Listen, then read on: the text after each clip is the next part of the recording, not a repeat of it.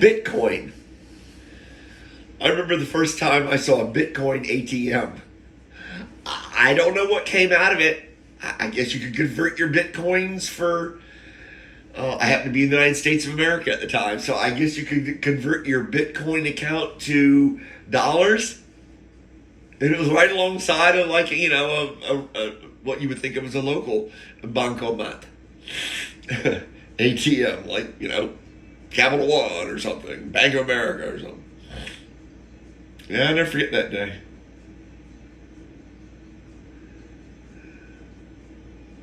It's kind of like one of those moments, I'm in a dash-in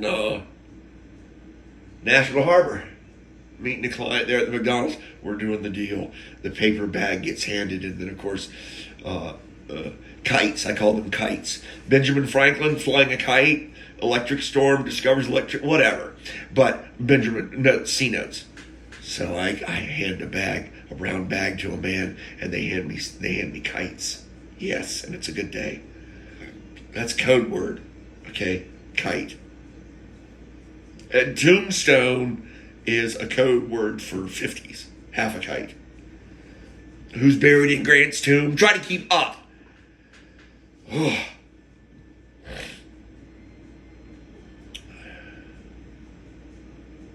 What will we use for the Jackson? Because the 20 is just known as a Jackson, a 10 is a Finn, and a fiver is a saw? Or is it the other way around, Finn? Whatever. What love handle will we put on the Harriet Tubman 20, I wonder?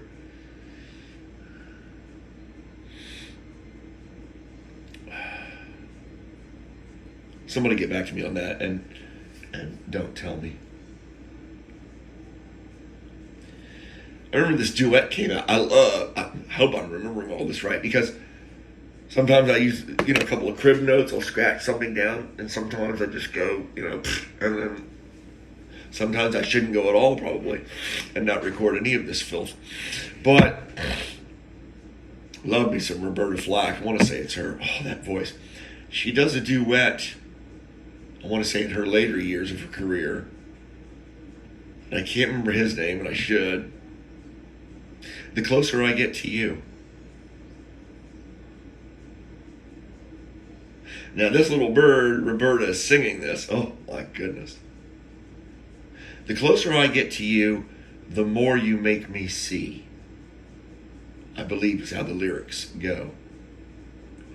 The closer I get to you, the more you make me see. Now, try to imagine that in a lovely woman's voice, okay, that can sing. African American. Black vocal cords. Oh, black women. Don't get me started on Chaka Khan. Okay, so moving on. The closer I get to God, the more he makes me see. 'Tis true.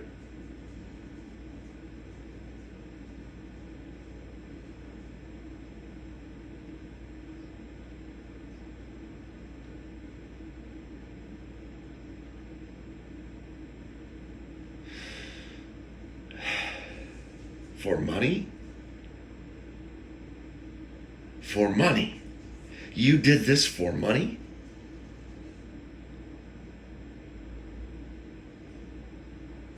Yeah, if you ever get asked a question like that in your life, in your walk through life, if another soul, another human being turns to you and says, you did that for money? You might want to run a self-diagnostic. You might, considering the message, the charge, and then the messenger in that order, right? Listening to the validity of the charge or query, and then the messenger. And if those things they roll pretty straight and true, you might want to run a self-diagnostic.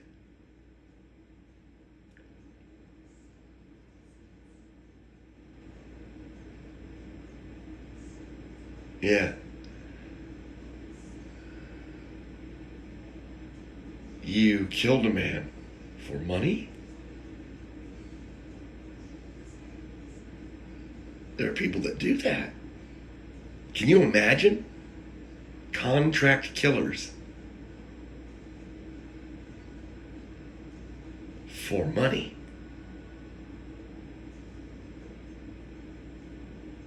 The king of dead gods, methinks, it's certainly up there with, I don't know, lust, something at pride.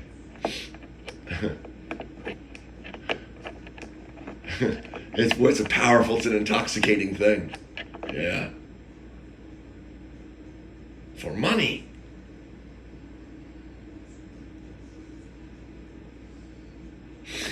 I like it when people say, well, the people in hell want ice water too, but that don't mean they're going to get it. If only hell were that easy.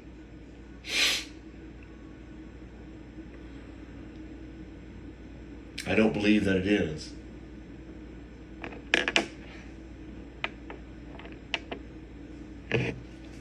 See, that's something you can understand. Okay, let's not get Christian, Judaism. We have to be really careful here. Catholicism. We're talking about hell. We're not talking about Hades. We're not talking about purgatory. We're talking about the concept of hell. We're talking about Lucifer's house, where Lucifer dwells. How's that? Because it's not Serenity Hill. I'm pleased to say, most pleased to say, yes.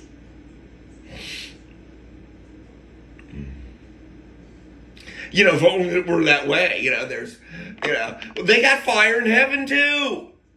There's coals of fire wafting and stuff, and probably heavenly smoke, and you know how, and Sarah's gonna be there with a hot piece of burning coal. I can't leave Sarah alone. I take her with me wherever I go. There's a little angel. She's gonna be trying to burn my lips off.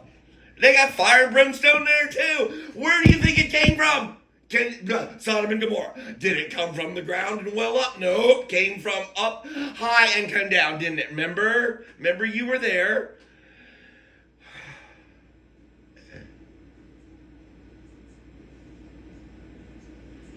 If you profess to be a Christian, you were there.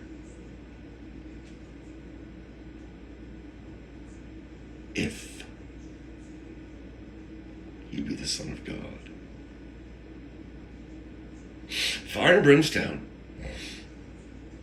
So, whoop-de-boop-de. I'm in hell. I'm burning an eternal lake of fire, suffering. Whoop-de-doo. We say in AA, we've been to hell. We don't care to go back. We say in AA, we would not wish this affliction on our worst enemy. 'Tis true. I wouldn't wish this on Lucifer.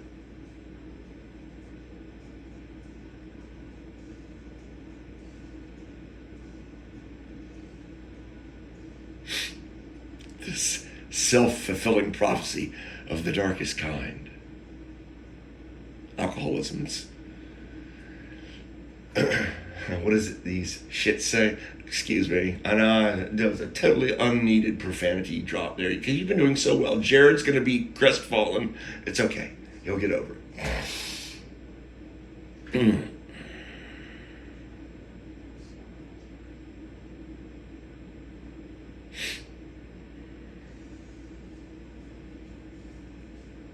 Yeah. We wouldn't wish it on our worst enemy. See, my idea of hell is kind of along these lines.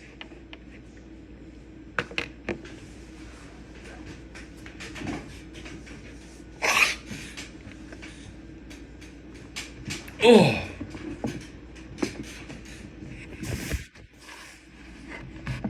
So these space travelers encounter an alien life form. And they begin to learn each other. It's a game of cat and mouse between the human beings and this life form. It's a game of cat. It's an intellectual. It's a chess game. It's a game of cat and mouse. Of even a backgammon, because it's hide and seek intellectually as they probe one another. And eventually, due to the fact that the alien has morals, whatever that means, morals on a cosmic scale. Fortunately for the human beings, the alien has empathy. Thank you, Daddy. If it had not empathy, it would have destroyed all of the human beings with a whim, a wave of its hand.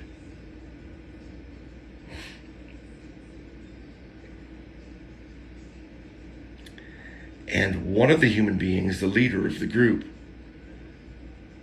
intellectually corners the alien. Calls him out, calls it out. The light comes on in the kitchen. The mouse has been found with the cheese crumbling out of its mouth, with the big black eyes looking up at light at you. The human being has cornered this alien. Logically, intellectually. This alien fell in love with a human being before these other humans arrived. And other aliens came and killed this human being that this alien had fallen in love with. This alien being. Oh yeah, they had an affair. They had a romance, a wholesome love affair, if that can be said.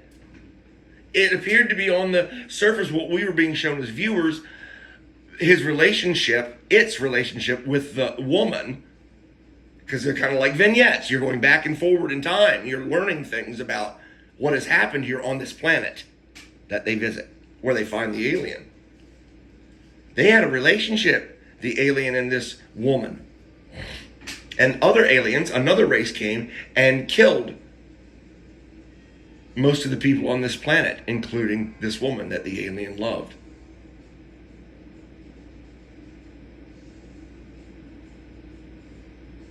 Unfortunately for the invaders that came and destroyed this planet, unfortunately for them, the alien was not only immortal, the alien was very, very powerful.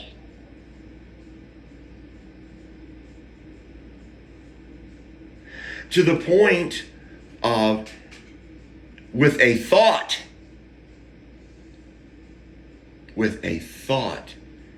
he erased the entire alien species that attacked the planet. All of them, everywhere, in the entire universe. He erased them in his vengeance, his wrath.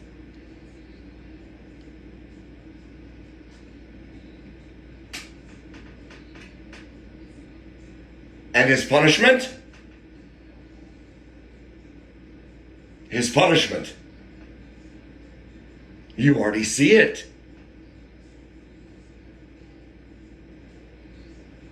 Can you imagine? You were a benevolent life form. Most advanced, most learned, most evolved.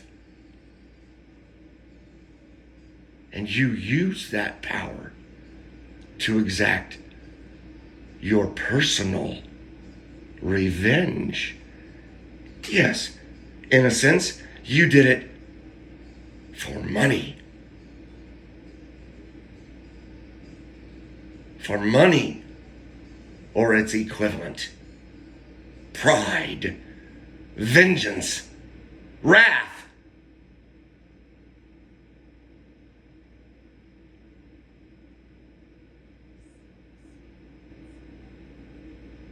And now, in our story, this alien life form gets to live, exist for eternity,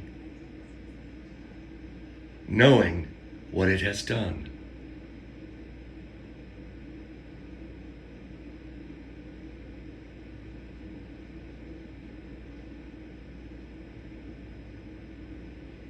You see, that's hell. It's not fire and brimstone and a pitchfork and some guy salivating a lot, you know. I won't say it from another vignette. I won't say it. Lucifer's already damned. It is enough. It's nothing like that. It is being left alone with your thoughts for eternity. Alone with the things you've done.